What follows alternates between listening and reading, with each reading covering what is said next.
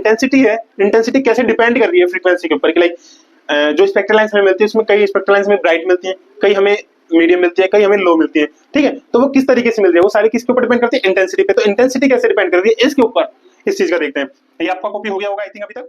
है कि जो स्टोक लेंस होते हैं, स्टोक लेंस में क्या होगा, अभी जो हमने डायग्राम बनाया उस डायग्राम में आप ये मानो कि हम कहीं पे कोई बॉल मार रहे हैं, ठीक है, या फिर आप ये मान सकते हो कोई कलर है हमारे पास, एक थाली में कलर है, एक हमने थाली ली उसके अंदर कलर डाला।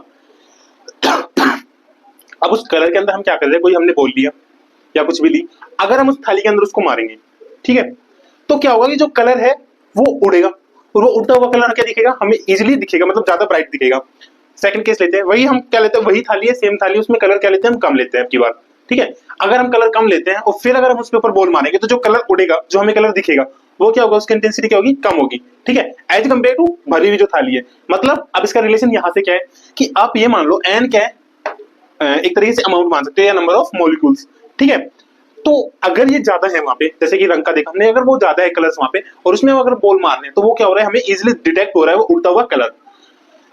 ठीक है। वही केसेस में अगर हम कम कलर वहां पे है हमारे पास तो हमें क्या दिख रहा है, वो कम दिखेगा उड़ता हुआ, है भले वहां पे लाइट भी वहां पे जा रही है, मतलब बॉल भी वहां पे जा रही है, बट दिख कम रहा है हमें वहां पे। तो इससे क्या रिजल्ट निकला कि जो नंबर ऑफ पार्टिकल्स या जो पॉपुलेशन ऑफ मॉलिक्यूल्स होते हैं ये डायरेक्टली प्रोपोर्शनल हो रहे हैं किसके, इंटेंसिटी के। ये बात किसने बताई, अपनी क्वांटम थ्योरी के अंदर बताई कि जो इंटेंसिटी है वो इसके क्या हो रहा है, डायरेक्टली प्रोपोर्शनल हो रहा है, ठीक है।